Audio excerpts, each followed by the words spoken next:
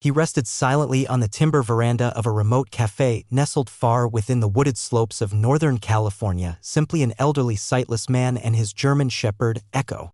For many, their appearance suggested a vanishing recollection. Yet, under that serenity, concealed by Ekko's vigilant gaze, lay a history forged in combat areas, not on hiking paths.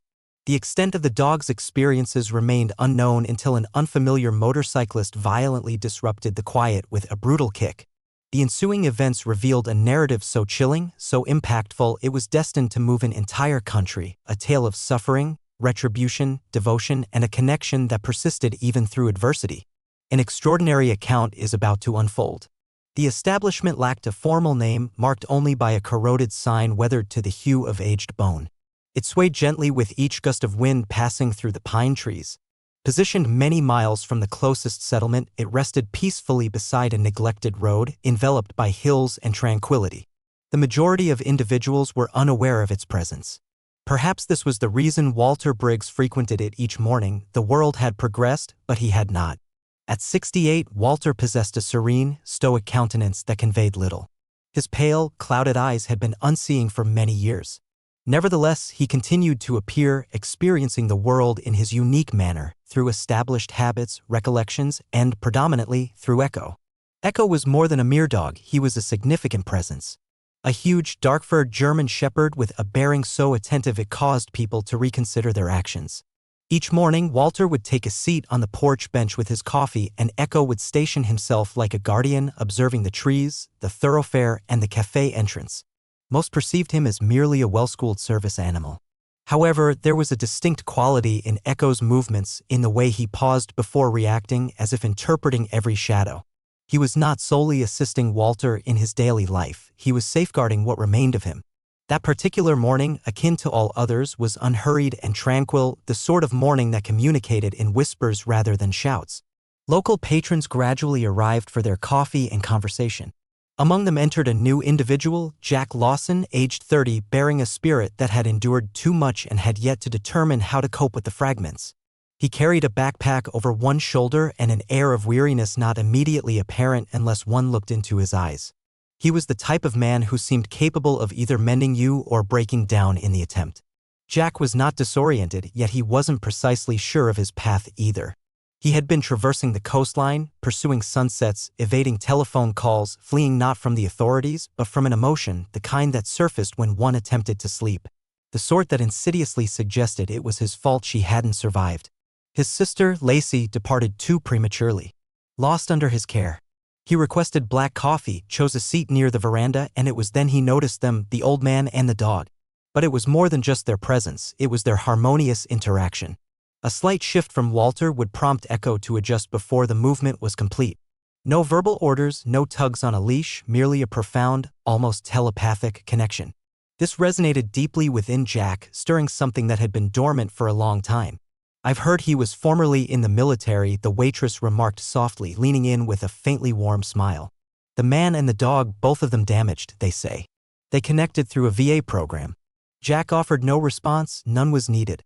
There was something in Ekko's returning gaze, the way he seemed to be scrutinizing him, that made his skin tingle. It wasn't alarm, it was a sense of recognition. As if the dog could detect his sorrow, as if pain possessed a scent Ekko had encountered before. The café hummed with activity, old tales, the clinking of mugs, the aroma of pancakes. Yet, out on that wooden porch with its peeling paint, something far more significant was transpiring. Two strangers, without exchanging a single word, were already intimately linked by the quietness between them. And then the rumbling began, powerful and unapologetic. A group of motorcycles tore through the stillness like a battle cry. Jack turned, an eyebrow arching. The peaceful morning on the hill was about to be violently disturbed. Ekko's ears twitched. His body tensed. He sensed what the others did not. Something ominous had arrived. It commenced like any other engine sound reverberating through the hills, loud, conceited, inconsiderate. Yet there was an unsettling quality to the way the motorcycles approached, like a precursor to a tempest. Jack leaned forward in his seat, his coffee forgotten as the café's ambience changed. Conversation ceased. Head swiveled. Even the birds took flight from the trees. Ekko remained still, staring towards the tree line, his tail lowered, his posture rigid. He recognized turmoil, he had smelled it previously. The trio of bikers roared into view as if they were masters of the mountain. Leather attire, shaded eyewear, hollow laughter. They parked haphazardly, obstructing the way out as if challenging anyone to object. One of them, Trent, possessed a face that was hard to forget. It seemed to declare a history of too many brawls, excessive alcohol, and a deficient spirit. The others were merely reflections of his arrogance, accompanying him into any trouble he initiated. Walter, oblivious to their arrival, rose unsteadily, his coffee in one hand, his cane in the other, and gave Ekko the quiet instruction that signified it was time to depart. Jack's intuition urged him to observe. A feeling in his chest suggested this situation involved more than coffee and dessert. As Walter descended from the porch, gently guided by Ekko's steady pace, the silence was shattered. Trent smirked, nudged his companions, and advanced with the arrogant gait of someone who believes the world owes him recognition. His voice sliced through the crisp mountain air, excessively loud and mocking. "Hey, old fellow. What's that mutt's purpose? Guiding you or chasing squirrels?" Ekko halted for a mere fraction of a second, then continued walking. Walter remained silent. He had no need to speak. But Trent was not finished, being the sort who would kick a mailbox simply to enjoy the sound. He grinned more broadly and directed his boot. A swift jab landed with a thud into Ekko's ribs. Ekko emitted a sharp yelp and lurched to the side. Walter fell to one knee, his hands flailing in confusion, panic evident on his face. "Ekko, Ekko!" The dog's breathing hitched. Jack sprang to his feet. The cafe proprietor cursed quietly. Even the other bikers appeared unsettled. Ekko did not bark. He did not fight back. He merely stood, positioning himself protectively before Walter, and gazed at Trent with an intensity that could have pierced steel.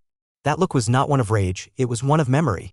A swift recollection of deserts, gunfire, cries in the darkness, the metallic smell of conflict. Something ancient and deeply buried had been disturbed. Jack was the first to reach Walter, assisting him to his feet as Ekko maintained his firm stance beside them. "He kicked him," Jack stated, his voice thick with anger. "What in the world is wrong with you?" Trent chuckled, though it was weaker now, less confident. "He's only a dog. Don't try to be a hero with me." Ekko's eyes remained fixed on him. Walter turned towards the voice, still trembling, still blind, but speaking with the composure of a man who had endured far worse than contusions. "Son, you've just made the most serious error of your life." Jack glanced at Ekko once more. The dog's posture had altered, shoulders squared, weight evenly distributed. This was not the reaction of a service animal. This was training, professional, tactical, restrained fury. Jack had witnessed identical body language in field medics with their rifles aimed downrange. Ekko wasn't merely guiding Walter, he was protecting him in a manner no ordinary civilian dog could. Then came the growl, low, profound, almost unearthly. It emanated from Ekko's throat as if a specter from his past had possessed him. Trent retreated a step. For the first time, he seemed uncertain. The cafe owner whispered to Jack, "That's no ordinary dog. That's a soldier." And in that instant, everything shifted. What had begun as a malicious jest had stirred something dormant and lethal, something that did not bark unless it signified war. The forest had become still once more, but this time, the stillness was not peaceful. It was expectant, because secrets do not remain hidden indefinitely, especially when they possess teeth. The growl still hung in the air, reverberating in Trent's chest long after he and his companions had sped away. But the true tempest had not yet commenced. Jack remained motionless, his gaze fixed on the enormous shepherd, who now limped slightly as he returned to Walter's side. There was something beyond mere instinct in those eyes, something deeply troubled. He didn't just defend Walter. He protected him with a soldier's precision. Jack had encountered that type of control before, not in pets but in warriors. Inside the cafe, the tension gradually dissolved into silence. The atmosphere buzzed with unspoken queries. The owner, a sinewy man named Henry with sun-weathered skin and the look of a Vietnam veteran, finally broke the quiet. "You perceived it, didn't you?" he said softly to Jack. "That wasn't simply a reaction. That was training. Old training." Jack nodded slowly, his curiosity evolving into something more profound. "Who is that dog?" Henry poured himself a measure of black coffee and leaned against the counter, his voice low as if he were about to recount a ghostly tale. "His designation used to be K-9-117. Afghanistan. That shepherd didn't merely endure war. He surpassed human capabilities in it. Rescued entire platoons. detected 6 explosive devices, tracked insurgents through tempests and nightmares. He was extraordinary. A lump formed in Jack's throat. What occurred? Henry's gaze shifted to the window where Ekko sat beside Walter, his eyes ceaselessly scanning the road. His handler, Lieutenant Marcus Gray, was ambushed during a valley reconnaissance. Ekko refused to abandon his body. They discovered him curled beside Marcus 3 days later, howling, refusing sustenance, refusing rescue. He just remained there. The military transported him home with full honors, offered him retirement, but he returned, altered. The silence resumed, but it wasn't devoid of meaning. It was laden with memory. Jack leaned against the wall, his thoughts racing. He had lost his sister in an accident he blamed himself for. Ekko had lost a brother-in-arms in combat. And yet, here he was, still vigilant, still protective, still standing by another man who had lost his sight and, in many respects, his will to live. It wasn't mere chance. It was survival coupled with purpose. Henry continued. Walter was a military psychologist. Lost his vision in an IED explosion while counseling soldiers at a forward operating base. He was finished with life when he returned. They say he would sit in silence for hours, doing nothing, until he encountered Ekko at a VA event. That dog wouldn't look at anyone, wouldn't respond. But Walter entered, and Ekko rose and rested his head on his lap, as if he knew. It struck Jack with force, the way trauma is drawn to trauma, the way fractured souls find one another like magnets beneath the skin. This was no longer about commands or training. This was a bond transcending language. One blind man, one grieving dog. And together, somehow, they had found the determination to continue living. Jack stepped outside, his breath catching in the cool air. He approached cautiously. Ekko turned to regard him, not with hostility, but with something more peculiar. Recognition, as if he could perceive every loss Jack had ever concealed. Walter spoke without turning, his voice serene. Henry informed you, didn't he? Jack nodded. I didn't adopt Ekko, Walter stated. He selected me, sat beside me and wouldn't budge. And I knew we'd both experienced hell, but we weren't finished with our journey. Jack swallowed with difficulty. He's remarkable. He's a soldier, Walter responded. But more than that, he's the final remnant of someone I never knew. And every time he looks at me, I know Marcus is still here, watching. Jack crouched beside Ekko, and the dog leaned into him, just a fraction. Jack's chest constricted, not with fear, but with a sense of belonging, the kind one doesn't realize is missing until it's offered back, tail wagging.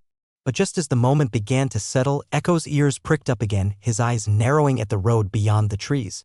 The past had resurfaced, and it was not yet concluded. The air outside the café now felt different, denser, charged, as though the trees themselves were collectively holding their breath. Inside, Jack stood by the window, an unfamiliar tightness in his chest. Walter and Ekko had resumed their customary position outside, but the atmosphere was no longer tranquil, it was expectant. Ekko sat lower, his head slightly inclined, scanning the road with an unnerving exactitude. Something was amiss. And when Ekko sensed trouble, one didn't pose questions, one paid heed. And then it recurred, the roar of engines, louder this time, more hostile. The same bikers returned, but now their demeanor conveyed a sense of unresolved matters. Trent's smirk remained, but his eyes were colder, more focused. It was evident in the way he parked, askew and without care. This was no longer about pride, this was about dominance. They advanced towards the café like hyenas approaching a kill, and Ekko rose to his feet before anyone else stirred. Jack stepped onto the porch as Trent called out derisively, returned for another round, old man? Or has your mutt developed some courage? Walter did not stand. He simply remained seated, a hand resting gently on Ekko's neck. But Ekko took one step forward, slow, measured, not from anger, but from a sense of duty, of protection. That single step altered everything. Jack moved swiftly. You need to depart, he declared, positioning himself between the bikers and Walter. His voice now carried a different quality, not merely a warning, but a promise. You've already caused enough harm. But Trent was not retreating. He stepped forward, now inches from Ekko. What's he going to do? Sit on me. That's when Ekko revealed his teeth, not in uncontrolled aggression, but as a calculated warning, the kind that stems from generations of breeding for protection and years of training perfected on battlefields. The porch fell silent. Even the other bikers did not laugh this time. There was something primeval in Ekko's stance, like a wolf guarding the boundary between peace and retribution. And then Walter spoke, his voice calm yet cold enough to chill the air. You didn't kick a dog, you kicked a soldier. You don't walk away from that unscathed a second time. The silence was broken by the cafe owner emerging with a shotgun held casually in his hands. Leave now, he stated, before the dog does something I can't justify in the report. Trent paused, then scoffed, backing away, but his eyes lingered and a dark intent flickered within them. A clear indication he was not finished, he was merely regrouping. The bikers sped off in a haze of smoke and tension. But the harm inflicted was not merely physical bruises or damaged egos, it was deeper, more silent, like a contusion on the spirit. Jack exhaled sharply, adrenaline coursing through him. He looked at Ekko, who was once again seated beside Walter as if nothing had occurred. But his eyes remained fixed on the horizon, waiting, observing. Henry leaned towards Jack, his voice low and filled with awe. You've witnessed it now, haven't you? He's not an animal. He's justice in fur. Jack did not reply, he was unable to. His mind raced with images, Trent's expression, Ekko's posture, the serene gravity of Walter's words. It was not concluded. Not by any means. Because sometimes malevolence does not depart, it returns. And when it does, one had best hope to be seated beside someone like Ekko. The cafe gradually emptied that afternoon. A subdued hum persisted in the atmosphere, not of idle talk, but of profound respect. Something significant had transpired, something not easily dismissed with a brief rest and a sweet beverage. Jack stood near the counter, arms folded, his gaze directed outside. Walter and Ekko were back on the porch as if nothing had changed. Yet everything had changed, and it wasn't merely Trent's kick or Ekko's growl. It was what those actions had awakened in everyone present, something primal, something injured, something honorable. As thunder rumbled in the distance, the hills enveloped themselves in a deepening shade of gray and a storm pressed against the horizon like a memory Jack could not escape.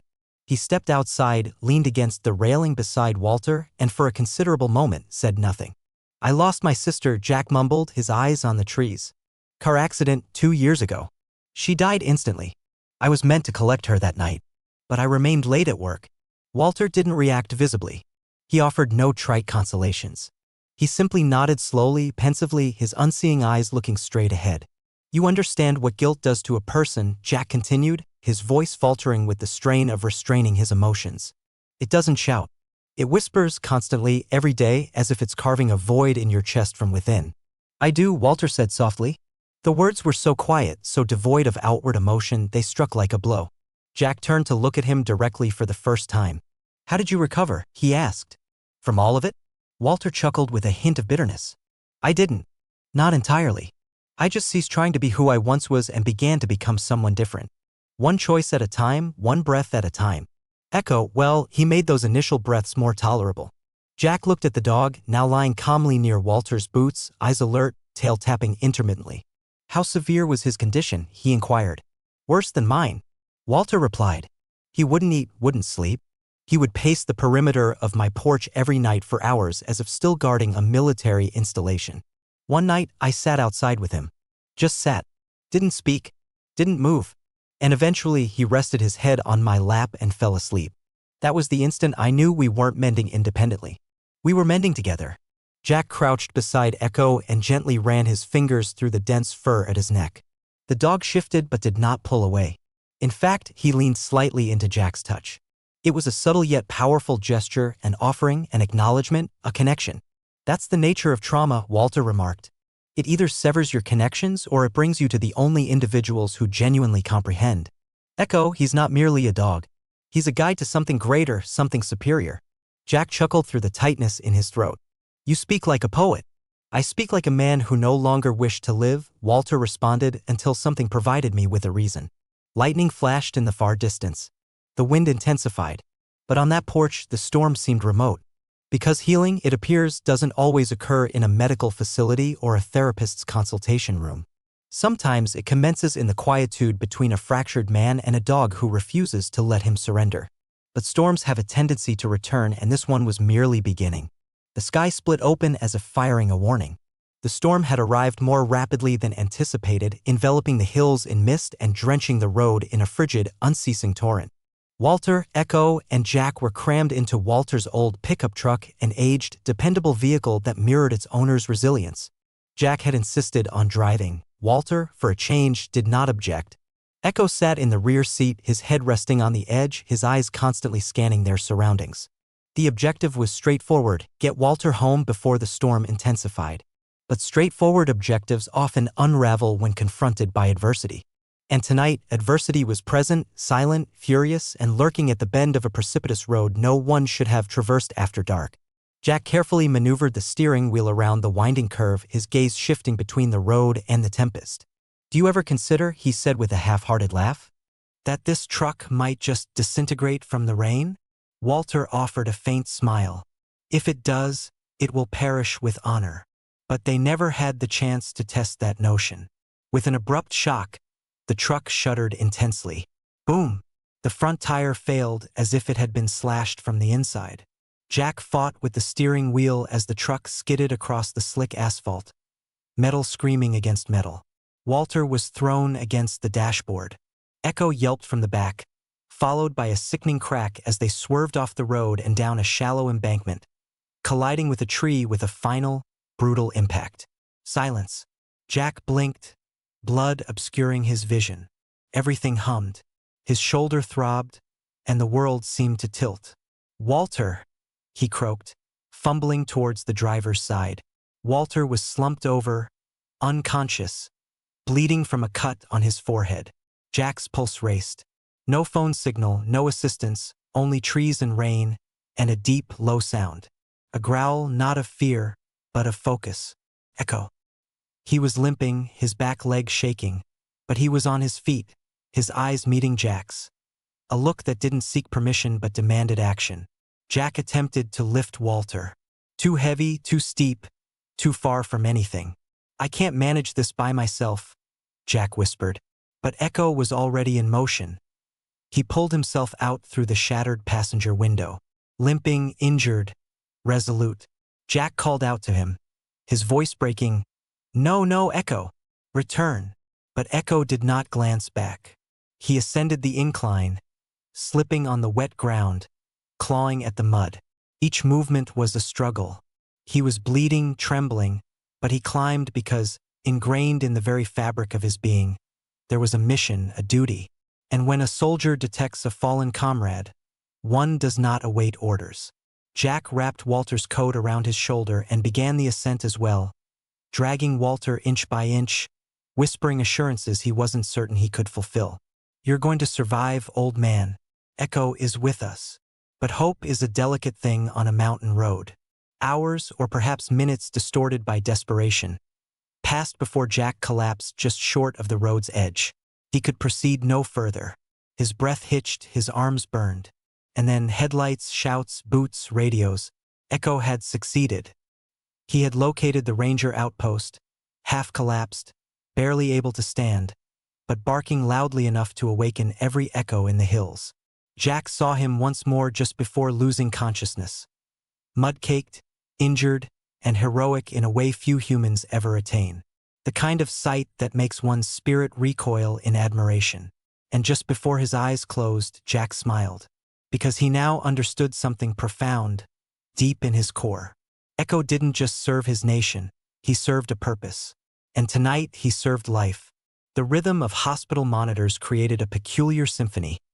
Steady, clinical, and surprisingly soothing. Jack awoke to this cadence, blinking against the stark fluorescent illumination as his mind struggled to comprehend the preceding events. His body ached as if it had been through a battle, and, in a sense, it had. He sat up gradually, his arm bandaged, his shirt replaced, but his thoughts remained fixed on the stormy hillside where everything had shifted. "Walter," he whispered, already reaching for the call button. "He's alive," a voice announced from the doorway. A nurse entered with a weary smile. "Stable. Concussion, a few fractured ribs. He's fortunate." "You both are," Jack exhaled. But it wasn't concluded, because one name had not yet been spoken. "Ekko?" he asked, his heart pounding. The nurse paused. "He's with the veterinary team down the hall. Banged up, but he's holding on. That dog. He accomplished something miraculous last night." Jack nodded, swallowing the tightness in his throat. "Yes, that's rather his specialty." News had traveled more swiftly than the storm. By morning, the cafe owner's phone footage of the initial altercation had reached local news outlets. Within hours, national networks had picked up the story. The headline blazed across screens everywhere. Blind veteran service dog rescues him again, this time from cliffside. But that was merely the beginning, because as the story gained momentum, so did the inquiries. Who was this dog? What was his history? Why did he react like a soldier under duress? And then the military arrived. 2 officers in immaculate uniforms appeared that afternoon, entering the quiet hospital as if they belonged to an entirely different realm. They carried a substantial folder, stamped, classified. The younger officer addressed Jack directly. "We are here to recognize a hero." His designation was K9-117. Ekko. They opened the file, disclosing records no civilian had ever viewed. Commendations, service histories, deployment logs. Jack's hands shook as he turned page after page of Ekko's life before Walter.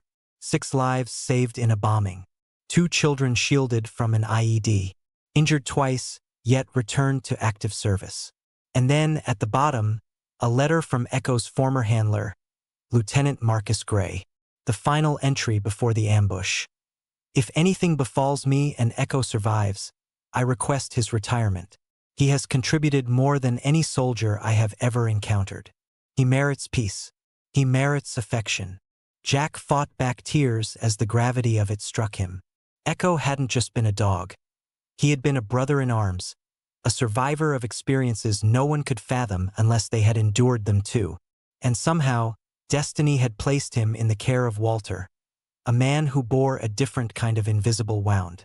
Together, they weren't fractured. They were reconstructing each other, one slow, tenacious step at a time. Back in the recovery room, Walter stirred. Jack stood beside him, gently placing his hand over the old man's. "Are you okay, old man?" Walter didn't open his eyes, he just smiled faintly. "Is Ekko all right?" Jack nodded, his voice cracking. "He saved us." A lengthy pause, then a whisper. "He always does." Later that night, Ekko was brought in on a soft gurney. His leg was bandaged, his side bruised, but his eyes, they were still keen, still observant. When he saw Walter, his ears perked, and a low whimper escaped his throat, the kind of sound that conveyed, "Mission accomplished." Jack lowered himself beside the gurney and stroked Ekko's head. "You're a legend. You realize that?" Ekko licked his hand once and turned back towards Walter. It wasn't heroism Ekko desired. It was home. And beyond those hospital walls, the world was observing, listening, learning that sometimes the most formidable soldiers do not wear boots. They walk on 4 legs and bear the burden of war in silence. A month later, the hills were in bloom once more. The storm had long subsided, but its memory lingered in the town like a scar that now gleamed with pride. The once overlooked café had a new significance, not the kind displayed on a sign above a doorway, but the kind etched into the hearts of everyone who heard the tale. Locals began referring to it as Ekko's Café. No one made it official. It wasn't necessary. Walter and Ekko now resided in a small cedar cabin nestled deeper in the forest, a gift from a veterans' foundation that had learned of their story. It wasn't merely a house. It was a haven. Every part of it resonated with survival. Every window offered a view of a new beginning. Ekko moved a bit more slowly now, his gait more labored, but he carried his head just as high. Age and discomfort hadn't diminished his dignity. If anything, they lent him an air of greater regality. Jack had become a constant presence, not out of obligation, but because something about the accident, the recovery, and the connection between Walter and Ekko had reawakened a part of him that had long been dormant. He wasn't just a guest, he was now family. More than that, he was transforming into someone new, someone who comprehended that sorrow doesn't disappear. It changes, it imparts lessons, it passes on a legacy. One afternoon, Jack stood on the cabin porch holding a leash. At its end was a younger rescue dog. Shaggy coat, golden eyes, and a spirit full of second chances. His name was Milo. Jack had adopted him a week prior from a shelter that euthanized animals. Something in Milo's eyes reminded him of Ekko, that tired gaze followed by a slow, hesitant wag, the way animals and people bear trauma like unseen protection until someone teaches them how to remove it.